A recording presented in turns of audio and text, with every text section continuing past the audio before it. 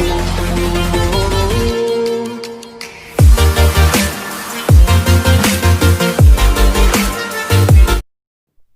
guys, these are my education qualifications. Hello guys, welcome to learn economics classes. आज हम continue करने वाले हैं अपना इंट्रोडक्टरी माइक्रो इकोनॉमिक्स का कोर्स, जो कि हम कंप्लीट कोर्स करेंगे। आज इसका लेक्चर 4 है, जो कि यूनिट 1 का ही इंट्रोडक्शन पार्ट है। ठीक है, लास्ट क्लास में जो हमने डिस्कस किया था वो हमने किया था इकोनॉमिक मॉडल्स, है ना। पहले मैंने सेंटर प्रॉब्लम्स बताई थी, फिर उनको किस तरीके से सॉल्व करना है तो उसके लिए मॉडल्स भी डिस्कस किए थे। तो जो पहला किया था वो था सर्कुलर फ्लो डायग्राम मॉडल, और जो दूसरा था उसके बारे में मैंने आपको हिंट दे दिया था, प्रोडक्शन पॉसिबिलिटी कर्व या फ्रंटियर। तो ये क्या है, प्रोडक्शन पॉसिबिलिटी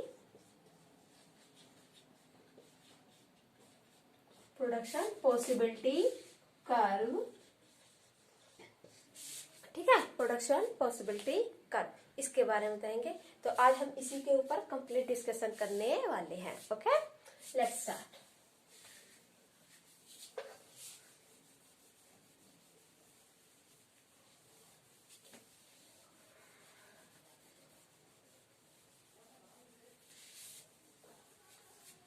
तो आज हम करने जो जा रहे हैं वो है हमारा second model, second economic model.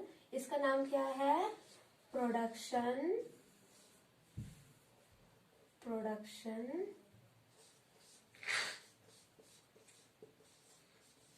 Possibility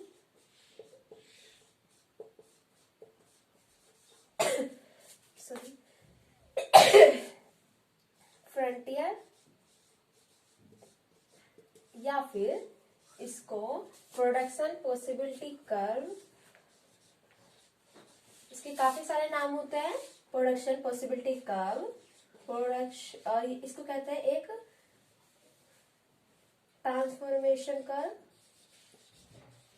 transformation curve, ये भी इसका एक नाम होता है। तो आई होप आपको समझ में आया होगा। ये वाला production possibility frontier, production possibility curve और ट्रांसफॉर्मेशन कर्व, ये तीनों के तीनों एक ही कर्व के अलग अलग नाम हैं। ठीक है, अब इसके बारे में हम डिस्कस करने वाले हैं। तो प्रोडक्शन पॉसिबिलिटी कर्व होता क्या है, सबसे पहले हमें ये जानना होता है। तो इसमें हम क्या करते हैं, दो गुड्स लेते हैं, ठीक है, और उनका क्या कहते हैं, जितने भी हमारे पास अवेलेबल रिसोर्सेज हैं उनका कितना प्रोडक्शन उनका किया जा सकता है, इसमें ये दिखाया जाता है। तो हम इसको कह सकते हैं, it shows the combination of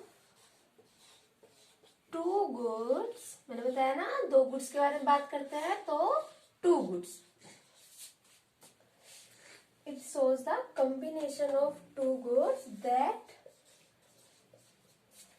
can produce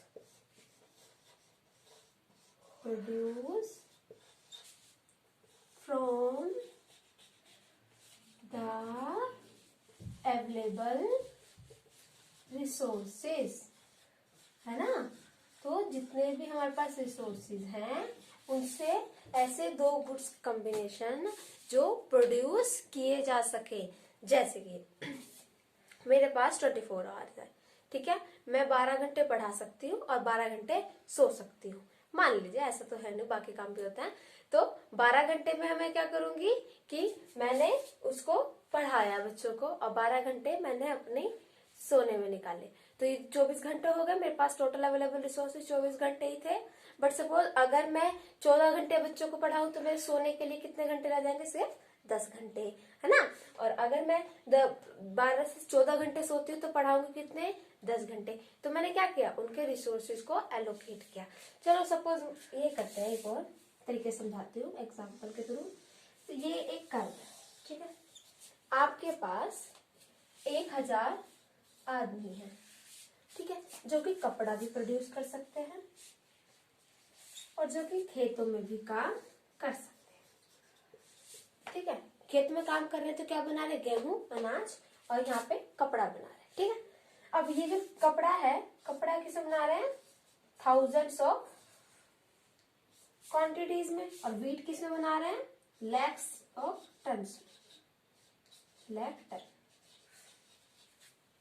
ठीक है, अब मैं यहां मानती हूं कि ये मेरा एक कर्व हो गया। हाँ, ये कर्व कैसा है, यहाँ 50, यहाँ पे 100, या फिर ऐसा मान लेते हैं 20 कर लेते हैं, 20, 40, 60, 80, 100, 120, 140 और ये 150। यहाँ क्यों, क्योंकि छोटा सा डिस्टेंस रह गया ना, इसलिए 150। यहाँ मान लेती हूँ 1, 2, 3, 4, 5 और ये 6। हाँ, चलो, तो ये हमारा ग्राफ बन गया।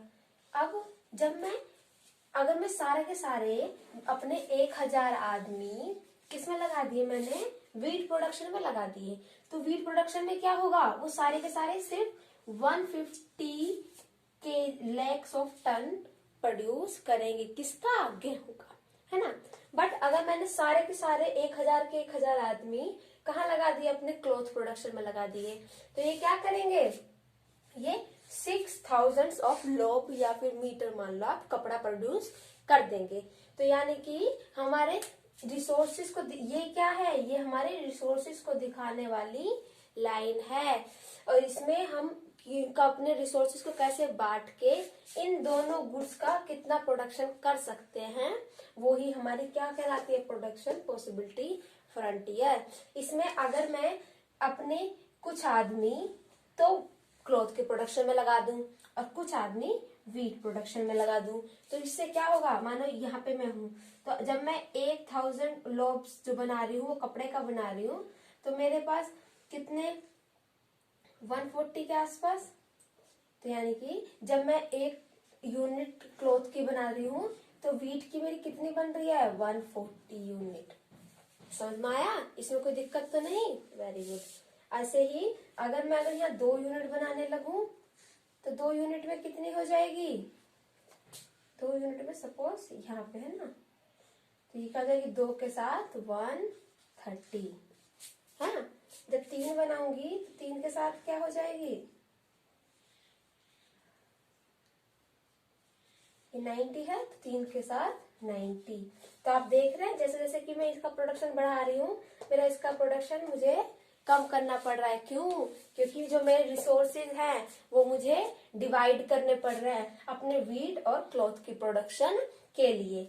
अगर मैं जैसे ही अपना क्लॉथ का प्रोडक्शन बढ़ाऊंगी, तो मेरा वीट का प्रोडक्शन कम करना पड़ेगा, मुझे कॉम्प्रोमाइज करना पड़ेगा, क्योंकि जो मेरे यहाँ के रिसोर्सेज हैं वो धीरे धीरे इस तरफ शिफ्ट हो रहे हैं। तो पीपीसी हमें क्या बताता है, पीपीसी हमें बताता है वो कॉम्बिनेशन ही बन रहे हैं ना ये, तो वो कॉम्बिनेशंस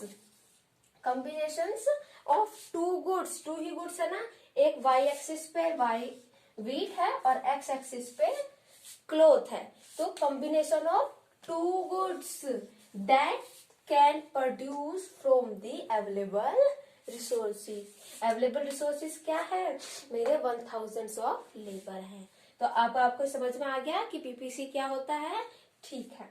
चलो, आई होप इसके बाद ये जो डेफिनेशन है ये किसी एजम्पशन पे बेस्ड होती है। जैसे कि हमने लास्ट क्लास में डिस्कस किया था, हमारे पास हर मॉडल के लिए कुछ प्री डिटरमाइंड एजम्पशंस होती है, ताकि इस कॉम्प्लेक्स वर्ल्ड को हम सिंपल वे में समझ सके। तो एजम्पशंस क्या है इसकी, तो अवेलेबल रिसोर्सेज एजम्पशंस है। दूसरा है given technology remains constant, given technology remains constant,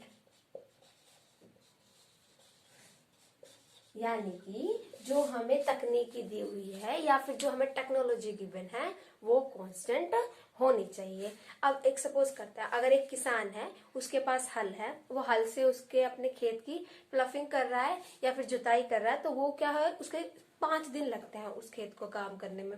but अगर वहीं उसके पास ट्रैक्टर हो जाएगा तो वो एक ही दिन में उस काम को कर देगा। तो इससे क्या पता चलता है कि टेक्नोलॉजी के साथ प्रोडक्शन लेवल या फिर प्रोडक्टिविटी बढ़ती है। तो जब हम इसकी बात करते हैं तो हम मानते हैं कि हमारी टेक्नोलॉजी जो है वो कांस्टेंट होगी। ठीक है, ये हो गया अवेलेबल रिसोर्सेज और गिवन टेक्नोलॉजी रिमेन्स कांस्टेंट।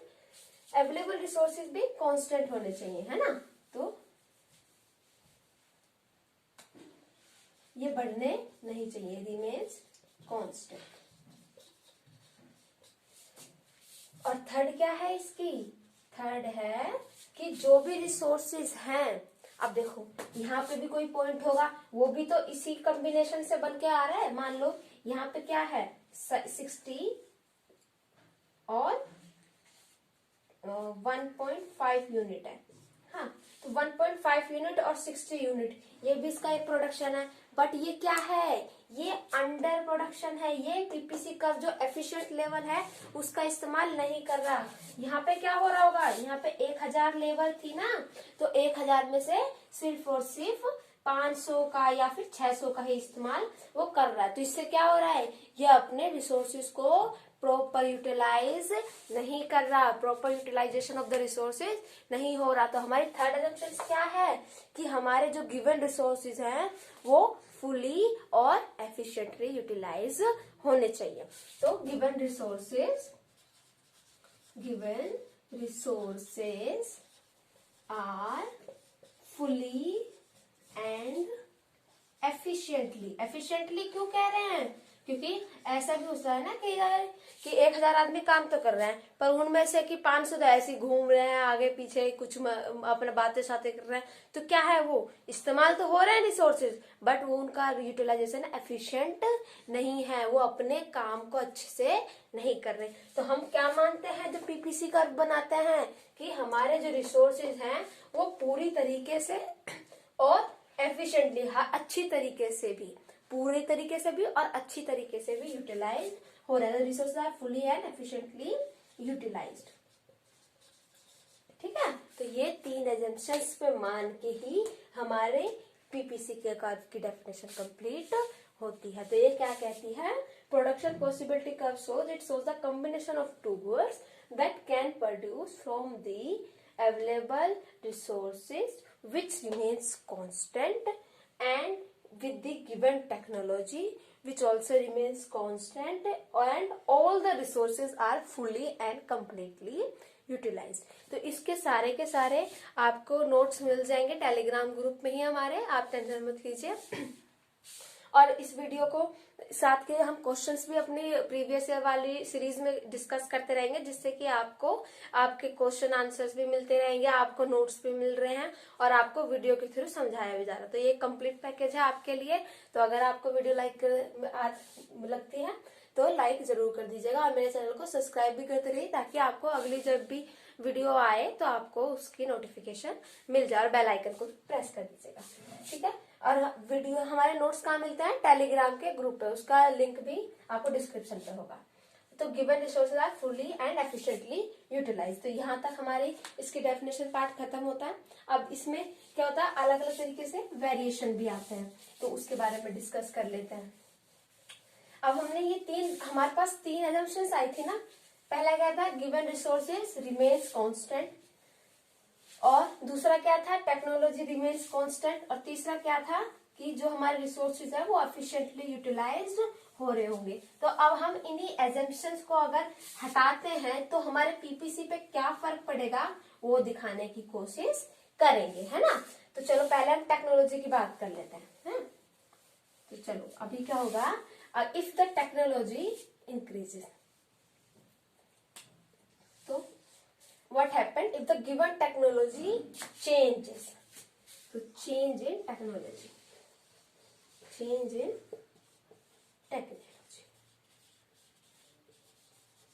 चलो अब ये था हमारा, ये x ये y, ये था आपका कर्व। ठीक है, अब चेंज इन टेक्नोलॉजी 2 तरीके से हो सकता है। पहला, x के प्रोडक्शन में चेंज आया हो, दूसरा y की टेक्नोलॉजी में चेंज आया हो, है ना। तो इन दोनों के अलग अलग इम्पैक्ट होंगे, तो वो डिस्कस करते हैं। और तीसरा क्या हो सकता है, जब पूरी की पूरी दोनों की ही उसमें चेंज आ गया हो। तो पहले हम डिस्कस कर लेते हैं। इफ द, पहला क्या होगा, if x goods technology improved, हाँ, तो वो इम्प्रूव्ड हो गई है ना टेक्नोलॉजी, तो इससे क्या फर्क पड़ेगा। ये कर पहले यहाँ पे सपोज ये 500 का प्रोडक्शन कर रहा था एक्स का, और यहाँ पे हो रहा था 20 का प्रोडक्शन। अब यहाँ पे क्या होगा कि वाई में तो कोई चेंज नहीं आया ना, वाई में तो जैसे पहले काम हो रहा था वैसे ही होगा, तो ये यहीं पे रहेगा। बट एक्स में क्या हो गया, क्योंकि टेक्नोलॉजी इम्प्रूव्ड आ गई है, मशीनें आ गई हैं, तो इससे ये क्या होगा, यहाँ पे कोई प्रोडक्शन बढ़ जाएगा। तो अगर मैं इसे जोड़ूंगी तो ये क्या हो रहा है, इसमें रोटेट होगा। इसे शिफ्ट नहीं कहेंगे, इसे क्या कहेंगे कि पीपीसी कर्व हैज रोटेट्स, है ना। क्या हुआ इसमें, ये 500 से 600 की तरफ बढ़ गया। क्यों बढ़ गया, because technology improvement. I hope आपको ये समझ में आ रहा होगा। तो यहाँ पे टेक्नोलॉजी इम्प्रूव्ड हो गई, इसलिए प्रोडक्शन ऑफ एक्स बढ़ गया। अब वैसे ही तो इसमें क्या होगा, increase in production of x good, है ना। अब और y का क्या होगा, y production remains constant, y production remains constant, ठीक है। अब दूसरा कंडीशन क्या हो सकती है, इफ द, अभी तो x की इंप्रूव्ड हुई थी, अब क्या हो रही है, y की बढ़ गया, y गुड्स टेक्नोलॉजी इंप्रूव्ड। तो इसमें क्या होगा,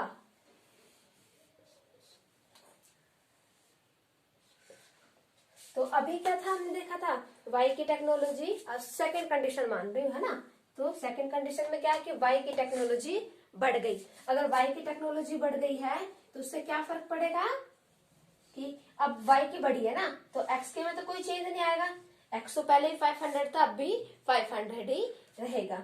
बदलाव किस में आएगा, इसमें, ये 20 से क्या हो गया 25, क्योंकि y की टेक्नोलॉजी इंप्रूव हुई है, तो वो अब ज्यादा प्रोडक्शन कर पाएगी, है ना। तो ये कैसे हो जाएगा, यहाँ से ये वापस ऐसे होते हुए इसमें जुड़ जाएगा, क्योंकि x में कोई चेंज आया ही नहीं, है ना। और सिर्फ y यहाँ से क्या हो गया, 20 से 25 हो गया। तो क्या हुआ, y का प्रोडक्शन बढ़ गया और x का प्रोडक्शन सेम है। समझ में आया, इसमें कोई दिक्कत नहीं। बट अब अगर दोनों की ही टेक्नोलॉजी बढ़ जाए, है ना, तो उससे क्या होगा, if the y goods and x goods, या फिर बोथ गुड्स टेक्नोलॉजी लिख सकते हैं, if both goods technology improve, तो दोनों की ही टेक्नोलॉजी बढ़ गई, तो उससे क्या होगा हमारा कि ये तो हमारा पहले वाला कर्व था, अब क्या हो जाएगा, अब ये आगे की तरफ शिफ्ट हो जाएगा। जरूरी नहीं सेम प्रोपोर्शन में हो, वो वेरी कर सकता है किसकी में कितना इम्प्रूवमेंट आया है ना। तो ये क्या होगा, टेक्नोलॉजी इम्प्रूव्ड हुई है, तो x का भी 500 से 600 हो गया और y का भी 20 से 25 हो गया। तो कंप्लीट कर्व क्या हो गया, अपवर्ड शिफ्ट हो गया। इसे कहेंगे शिफ्ट हो गया जब दोनों कॉर्नर से बढ़ा है। अगर एक कॉर्नर से बढ़ता है तो उसे कहता है रोटेट होना। ओके, तो इसमें कहेंगे टेक्नोलॉजी इम्प्रूवमेंट। और increase in the y production और एक्स प्रोडक्शन ऑल्सो इंक्रीजेस। तो इस केस में क्या हो गया, तो ये दोनों ही चीजें बढ़ गई हैं, है ना। तो इस केस में क्या हुआ कि दोनों ही चीजें बढ़ गई है, ठीक है ना। तो अब हम इसको इरेज कर देते हैं ना, क्योंकि अभी तो हमने टेक्नोलॉजी का देखा ना, 3 एजम्पशंस थी, क्या थी, given resources are constant, technology remains constant, और तीसरी क्या थी कि they are fully and completely utilised, है ना, एफिशिएंटली यूटिलाइज। तो हमें एफिशिएंटली का तो हम डिस्कस नहीं करेंगे, 2 का डिस्कस करेंगे, पहला टेक्नोलॉजी, दूसरा गिवन रिसोर्स से। तो मैंने आपके सामने टेक्नोलॉजी भी डिस्कस कर दिया, आई होप ये आपको समझ में आ गया होगा। अब हम चलते हैं अपनी रिसोर्सेज की तरफ। क्या हो अगर हमारे रिसोर्सेज बढ़ जाए। हाँ, अब देखो रिसोर्सेज बढ़ेंगे या फिर रिसोर्सेज घटेंगे। देखो टेक्नोलॉजी कभी भी घटती नहीं है, टाइम के साथ टेक्नोलॉजी हमेशा एडवांस होती है। तो इसमें मैंने आपको हम भी सिर्फ इम्प्रूवमेंट का डिस्कशन किया, डिक्रीमेंट इसमें मैंने टेक्नोलॉजी का नहीं दिखाया, ठीक है ना। अब ऐसा थोड़ी होता है कोई ट्रैक्टर चलाता हुआ आदमी हल लेके जाकर शुरू हो जाएगा ट्रैक्टर को छोड़ के, है ना। तो चेंज इन टेक्नोलॉजी, अब क्या होगा, चेंज इन रिसोर्सेज। तो चेंज इन टेक्नोलॉजी हमारा हो गया, चलो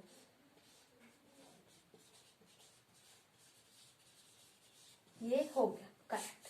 अब दूसरा आता है चेंज इन रिसोर्सेज। अब रिसोर्सेज में चेंज होगा तो कैसे डिस्कस करेंगे, चलिए देखते हैं। ये था मेरा। अब देखो चेंज दो तरीके का हो सकता है, रिसोर्सेज घट भी सकते हैं, रिड्यूस्ड भी हो सकते हैं और इंक्रीज्ड भी हो सकते हैं, है ना। तो हम दोनों का ही देख लेते हैं। ये है आपका एक कर्व जो कि हम हमेशा ही बना रहे हैं, एक्स वाई। ये क्लॉथ मान लो, ये वीट मान लो, ठीक है। ये है आपका पीपीसी।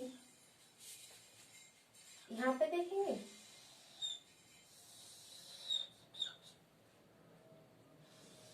ये आपका पीपीसी है, पीपीसी 1। ये एक्स एक्सिस, ये वाई, ये क्लॉथ, ये वीट। हाँ, जैसे कि हम अभी तक मान ही रहे। अब ये क्या था पीपीसी। अब क्या हुआ, हमारे पास जो रिसोर्सेज है वो बढ़ गए, है ना। पहले 1000 लेबर थे, अब जो लेबर हो गए वो 1200 हो गए, ठीक है। तो इससे क्या होगा कि हमारे पास जो रिसोर्सेज हैं इंक्रीज हो गए। तो इंक्रीज इन रिसोर्सेज। तो इंक्रीज इन रिसोर्सेज से क्या होगा, जो ये कर्व है, अब देखो ऐसे तो है नहीं सारे के सारे आदमी वीट में चले जाएंगे, सारे के सारे क्लॉथ में चले जाएंगे। रिसोर्सेज बढ़े, है ना। तो रिसोर्सेज तो सबके लिए ही बढ़ते हैं, है ना, किसी एक के लिए नहीं बढ़ते। तो दोनों का ही प्रोडक्शन बढ़ेगा। तो पहले यहाँ हो जाएगा वीट, एकदम पैरेलल ही हम इसके आएंगे, यहाँ तक ये क्लॉथ के हो जाएगा। तो क्या देख रहे हैं हम, एक अपवर्ड शिफ्ट देख रहे हैं, है ना। तो ये क्या हो गया, अपवर्ड शिफ्ट या आउटवर्ड शिफ्ट, जैसे कैसे कह सकते हैं, आउटवर्ड शिफ्ट, ठीक है। क्या हुआ इसमें, production of both the goods increases. तो हम लिख सकते हैं प्रोडक्शन, मैं एब्रीविएशन यूज कर रही हूँ, production of both goods increase, ठीक है ना। कोई दिक्कत इसमें, यहाँ पे पहले क्या था, ये ए और बी था, अब क्या हो गया, ये सी और डी हो गया, ठीक है। तो ए बी से कर्व कहाँ शिफ्ट हो गया, सी पर। तो इसके कारण क्या हुआ, ए बी से क्या हो गया, सी डी पर शिफ्ट हो गया। ऐसे ही इसमें होगा। इसमें क्या है, हम मान लेते हैं 1000 लेबर में से 200 लेबर एक्सपायर हो गए या कहीं चले गए, तो कितने बचे हमारे पास, 800 लेबर बचे, ठीक है। तो ये 800 हो गए हैं, ये 1200 हो गए। तो यहाँ पे क्या होंगे, रिसोर्सेस रिड्यूस हो गए, रिसोर्सेस रिड्यूस्ड।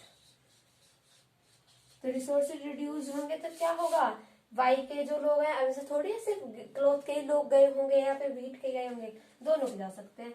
तो इनका प्रोडक्शन क्या होगा, दोनों का ही कम हो जाएगा।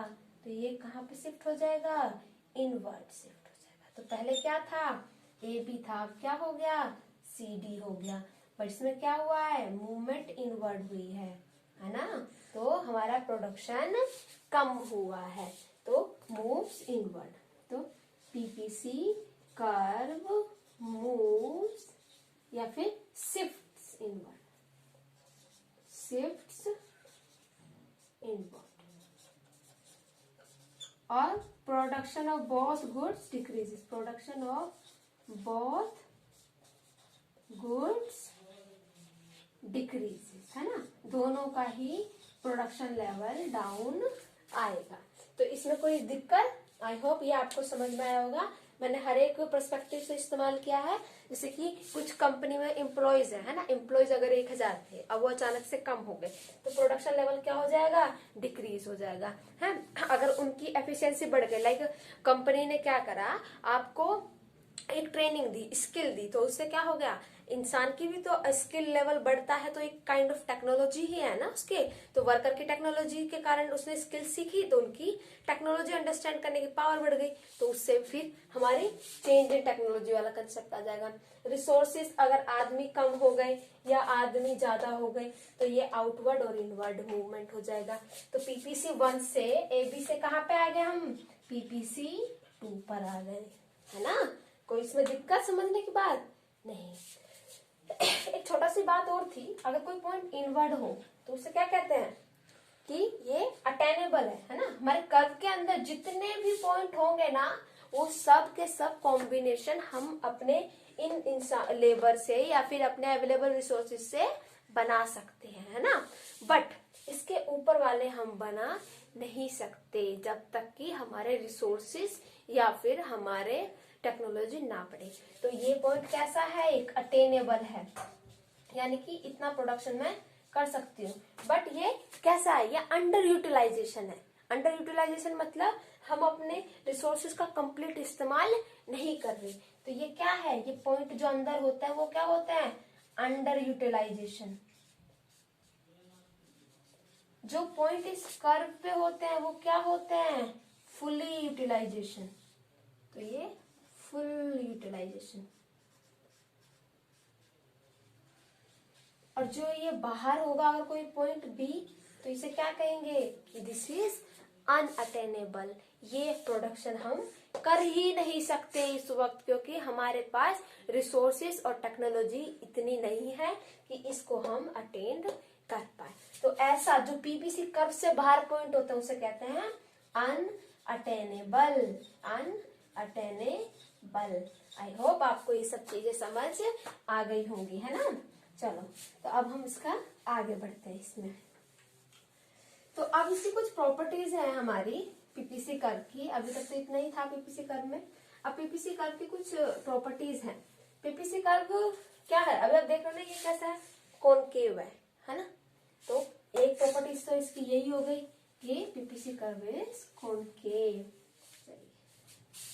तो अभी हमने क्या डिस्कस किया, डेफिनेशन के बाद हमने जो एजम्पशंस थी उनके बारे में। फिर एजम्पशंस अगर हटती हैं तो यानी कि अगर टेक्नोलॉजी चेंज होती है तो क्या प्रभाव पड़ेगा, चेंज इन रिसोर्सेज होता है तो क्या प्रभाव पड़ेगा पीपीसी पे, ये बताया है ना। अब कहते हैं कैरेक्टरिस्टिक्स ऑफ पीपीसी पे आता है। तो आप ये, मैं आपके लिए पीपीसी बनाती हूँ, ये मान लीजिए आप, है ना। ये एक्स हो गया, ये वाई हो गया, ये आपका पीपीसी हो गया। तो इस पीपीसी कर्व को देख के आपको क्या दिखता है, कैसी है ये पीपीसी। ये पीपीसी क्या है, कॉनकेव है। कॉनकेव किस तरफ है, कॉनकेव टू दी ओरिजिन है ना। तो इसमें ये पीपीसी कॉनकेव है, ये बताया जा रहा है। दूसरी चीज क्या है, जैसे मैं लेफ्ट साइड से राइट की तरफ मूव करती है, ऐसा होता है ना, लेफ्ट हमारा इधर होता है, राइट इधर होता है, ये मेरा राइट, ये मेरा लेफ्ट। तो जैसे लेफ्ट से राइट की ओर मूव कर रही हूँ, तो ये क्या है, ये कर्व नीचे की ओर आ रहा है ना। तो ये क्या होता है, यही इसकी डेफिनेशन होती है। ये कैरेक्टरिस्टिक्स ये भी है, when we move from left to right PPC curves comes downward. तो ये है हमारी characteristics, production possibility curve slopes downward. और दूसरी है production possibility curve is concave to the point of origin. तो ओरिजिन ये है, ठीक है। तो इसके क्या होता है, ये कॉनकेव है ना। तो ये है हमारी property, production possibility curve slopes downward, ठीक है। दूसरा है production possibility curve is concave to the point of origin. तो हमारा ये ओरिजिन है, और ये हमारा जो कर्व है ये कैसा है, कॉनकेव है। कॉनकेव मतलब ऐसा होता है ना, केव ऐसे होती है ना, गुफा। तो गुफा का ही एक ऐसा ही वाला हिस्सा है ना ये कॉनकेव। तो इसे कॉनकेव याद करने का सही तरीका है ना। तो ये क्या है, कॉनकेव टू दी ओरिजिन है, ओरिजिन की तरफ कॉनकेव है। तो ये हमें बता रही है। दूसरा ये क्या है, डाउनवर्ड, हम जैसे जा रहे हैं। अब ये आप सोच रहे होंगे कि यही इसकी प्रॉपर्टीज क्यों है। आप ये बताइए, क्या अगर आपके पास 24 घंटे हैं, ठीक है, मैं 12 घंटे सो रही थी और मैं 12 घंटे पढ़ा रही थी, तो क्या मैं 12 घंटे में से ऐसा कर सकती हूँ 14 घंटे पढ़ाना भी लूँ और 16 आवर्स सो भी लूँ? कैसा पॉसिबल है? नहीं। क्यों? क्योंकि मेरे पास जो रिसोर्सेज हैं वो कांस्टेंट है।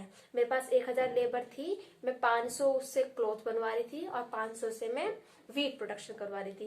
बट क्या ऐसा हो सकता है कि मैं 600 लोगों से वीट प्रोडक्शन करवाने लगूं और 600 लोगों से ही मैं अपना क्लॉथ बनवाने लगूं? तो ऐसा पॉसिबल नहीं है, बिकॉज हमारे पास जो प्रोडक्शन वो है, रिसोर्सेज है, वो लिमिटेड है। अगर मुझे क्लॉथ का प्रोडक्शन बढ़ाना है तो मुझे क्या करना पड़ेगा?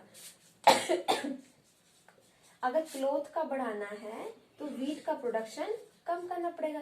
लाइक यहाँ पे था, मुझे ये यहाँ लाना है तो मुझे वीट का क्या करना पड़ेगा? कम करना पड़ेगा। यही एक रीजन है। तो यही एक पॉसिबिलिटी है। तो ये क्या बताता है प्रोडक्शन पॉसिबिलिटी कर्व में, कि जैसे जैसे हम एक गुड्स को दूसरी की तरफ मूव करते हैं तो हमारा जो स्लोप होता है वो डाउनवर्ड होता है, कि एक का प्रोडक्शन बढ़ाने के लिए हमें दूसरे का प्रोडक्शन कम करना पड़ता है।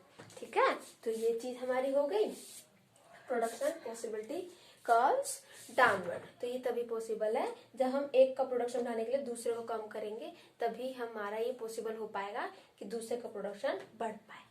तो ये हम इसी कारण से हमारा जो स्लोप होता है ये डाउनवर्ड होता है। अब दूसरा क्या है? PPC curves concave to the origin. अब इसका मतलब क्या है, ये इंपॉर्टेंट है। अब आप खुद सोचिए, आपके पास 5 ऑरेंजेस है, 5 एप्पल है, ठीक है। बट आपको अगर ऑरेंज ज्यादा अच्छा लगता है तो आप क्या करेंगे? एक एप्पल दे के एक ऑरेंज और ले लेंगे। बट नेक्स्ट टाइम क्या होगा? अब आपके पास 6 ऑरेंज हो गए और 4 एप्पल हो गए। तो कुछ भी हो, आपको 6 ऑरेंजेस पसंद है, आप ठीक है, आपको अच्छे लग रहे हैं, बट आप एप्पल भी छोड़ना अब उतना नहीं चाहेंगे जितना पहले चाहता। अब अगर आपने एक और दे दिया, ठीक है, आपके पास 3 एप्पल बचे और 7 ऑरेंजेस हो गए। तो अब कहीं ना कहीं आपको जो हम वो है एप्पल्स है उनके लिए लगाव बढ़ने लगेगा। क्यों? क्योंकि वो आपके पास क्वांटिटी में कम रह गए हैं, और जो कि आपके पास ज्यादा है वो कौन है? ऑरेंजेस। तो उनके लिए लगाव, बेशक वो आपको ज्यादा अच्छे लगते थे, अब उसके लिए लगाव कम होने लगेगा। तो जो अपॉर्चुनिटी कॉस्ट होती है इसमें भी, कि अब ये आप देख रहे होंगे खुद ही, जैसे कि मैं आपको बना के दिखाती हूँ। ये एक प्रोडक्शन है, ये यहाँ पे आ गया,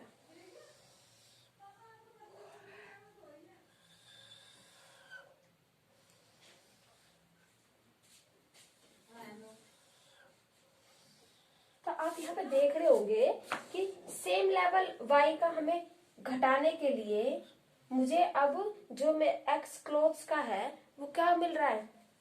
पहले तो इतना प्रोडक्शन इंक्रीज हो रहा था, फिर मैंने सेम y घटाया तो अब की बार पहले से कम आया है ना? क्योंकि अब अपॉर्चुनिटी कॉस्ट बढ़ती जा रही है। जैसे ही आप y से क्लोथ की तरफ शिफ्ट होंगे तो y की भी जो एफिशिएंसी है वो अब कम होने लगी है, ठीक है ना? तो ये डिक्रीज होने के साथ ये भी अब धीरे धीरे कम होएगा। ये यहाँ पे थोड़ा मूव हो गया, ये कुछ इस तरीके का है, तो ये अब कम होगा। क्यों? क्योंकि जो लोग मान लीजिए कि वीट में ज्यादा अच्छे थे प्रोडक्शन में, वो भी अब कहाँ शिफ्ट हो रहे हैं? क्लोथ की तरफ। तो क्या वो इतना लेवल ऑफ इंक्रीज कर पाएंगे जितना कि ये पहले वीट का कर रहे थे? नहीं, क्योंकि वो वीट में स्पेशलाइज थोड़े ज्यादा थे। तो इस तरीके से अगर मैं सारे को इधर शिफ्ट करती जाऊंगी तो मुझे जो इंक्रीमेंट मिलेगा वो धीरे धीरे कम मिलेगा। क्यों? क्योंकि अपॉर्चुनिटी कॉस्ट बढ़ रही है। तो यही हमारा कॉनकेव मतलब बताता है, ठीक है। बिकॉज अब हमारी शिफ्टिंग है जो, उसकी अपॉर्चुनिटी कॉस्ट बढ़ी। अगर आप यहाँ देखें इस केस में, तो इस केस में तो शायद ये और भी ज्यादा हो, है ना? तो ये यहाँ पे ज्यादा से धीरे धीरे कम हो रहा है ना? तो इस केस में क्या होता है? ये कॉनकेवनेस दिखाता है। तो अब हमने इसके कैरेक्टरिस्टिक्स भी डिस्कस कर ली। अब हमारे होता है कौन इसकी इकोनॉमिक मॉडल हमारे किस काम के आते हैं? तो इकोनॉमिक मॉडल हमारे प्रॉब्लम सोल्व में काम आते हैं। इकोनॉमी में जो हमारी इकोनॉमिक प्रॉब्लम थी उनको सॉल्व करने में काम आता है। वो कौन कौन सी प्रॉब्लम है, या हमारा पीपीसी मॉडल जो है वो किन किन प्रॉब्लम्स को सॉल्व कर देता है, तो उसके बारे में बता देता है। तो हमारी सेंट्रल प्रॉब्लम हमने जब लास्ट क्लास में हमने डिस्कस किया था, मैं आपको फिर से कह रही हूँ, ये पूरी वीडियो आप एक सीरीज है तो कंप्लीट सीरीज देखें तो आपको अच्छे से समझ में आएगा। तो मैंने पहले भी 3 इसके पार्ट अपलोड कर दिया, उन्हें देख लीजिएगा, ठीक है। तो मैंने उसमें सेंटर प्रॉब्लम में क्या बताया था कि इकोनॉमी की 3 सेंटर प्रॉब्लम होती है, what to produce, how to produce and for whom to produce. तो इन तीनों और मॉडल हमने क्यों बनाए थे, मॉडल इन्हीं प्रॉब्लम्स को सॉल्व करने के लिए बनाए थे। तो ऑब्वियस सी बात है, तो हमारा पीपीसी कर्व क्या करता है, help to resolve the economic problems. तो इकोनॉमिक प्रॉब्लम्स क्या है हमारी, पहले ये पता होना चाहिए। और ये कौन कौन सी प्रॉब्लम्स को सॉल्व करता है, तो पहली है व्हाट टू प्रोड्यूस, कैसे हमें, हमारे पास रिसोर्सेज है, हम अपने हिसाब से एडजस्ट करके देख लेते हैं कि क्या प्रोड्यूस करना है, वीट करना है या क्लोथ करना है। फिर how to produce, how to produce मतलब how to produce, how to produce में एक तरीका होता है, लाइक ये मेरा प्रोडक्शन पॉसिबिलिटी कर्व है, ठीक है, एक्स ये वाई, ये यहाँ पर है कर्व, यहाँ पे एक पॉइंट है बी। तो मेरे पास 2 तरीके हैं, क्या तो मैं इसको इधर बढ़ा लूं, सिर्फ और सिर्फ y बढ़ेगा, क्या मैं इधर बढ़ा लूं तो सिर्फ और सिर्फ x बढ़ेगा, y नहीं बढ़ेगा। तो ये a, ये c, और एक चॉइस है कि मैं इस डायरेक्शन में क्यों ना बढ़ूं, तो इससे क्या होगा, मेरा x भी y भी बढ़ेगा और x भी बढ़ेगा। तो किस हाउ टू प्रोड्यूस किस तरीके से इस्तेमाल करें, ये भी हमें पीपीसी कर्व बताने में हेल्प करता है। तो ये दैट इज योर पॉइंट ई, है ना। तो हम यहाँ से बनना स्टार्ट करेंगे। तो हाउ टू प्रोड्यूस सॉल्व हो गया। फिर for whom to produce, for whom to produce मतलब गरीबों के लिए बनाए या फिर अमीरों के लिए। तो ये भी हमारा प्रोडक्शन का बताता है। क्यों, क्योंकि देखो कोई अमीर होगा, उसके पास इनकम ज्यादा होगी, इनकम ज्यादा होगी तो ऐसा तो नहीं सारा खा जाएगा पैसा, तो कम खाएगा, सेविंग्स ज्यादा होंगी, तो सेविंग ज्यादा होंगी तो इन्वेस्टमेंट भी ज्यादा होंगी। तो इसमें क्या होगा, लाइक ये तुम्हारा कर्व है, तो एक कर्व ऐसा है, एक कर्व ये है, ये कर्व होगा तो ये रिच के सपोर्ट में होगा, क्योंकि यहाँ पे ज्यादा ही रिसोर्सेज है, ज्यादा ही हमारे सेविंग आएंगे, इन्वेस्टमेंट आएंगे। तो ऑब्वियस सी बात है, रिसोर्सेज ज्यादा है तो बाहर की तरफ, बाहर वाला है।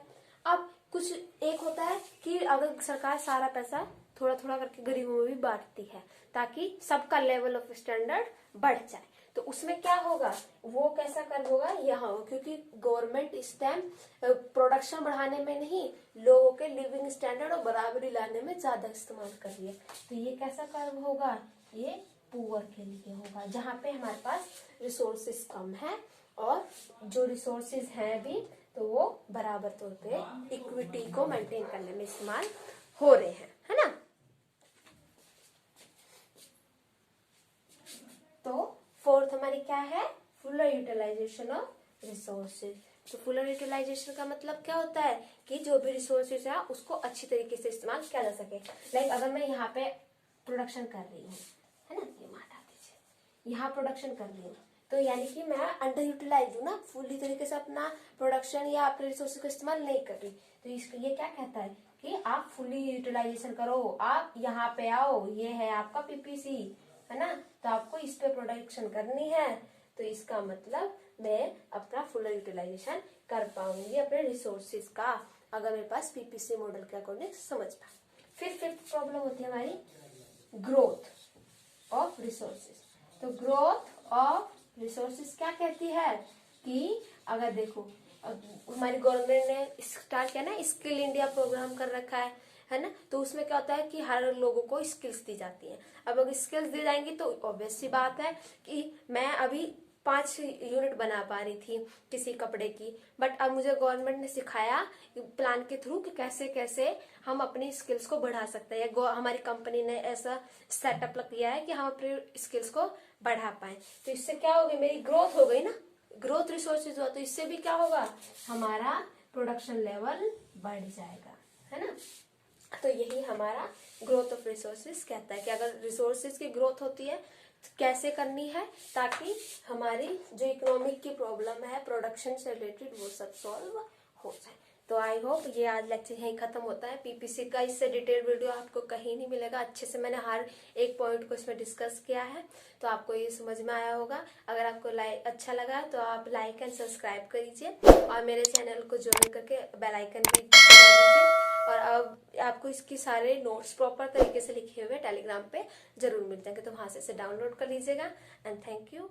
And please like and subscribe my channel and give your valuable support, please.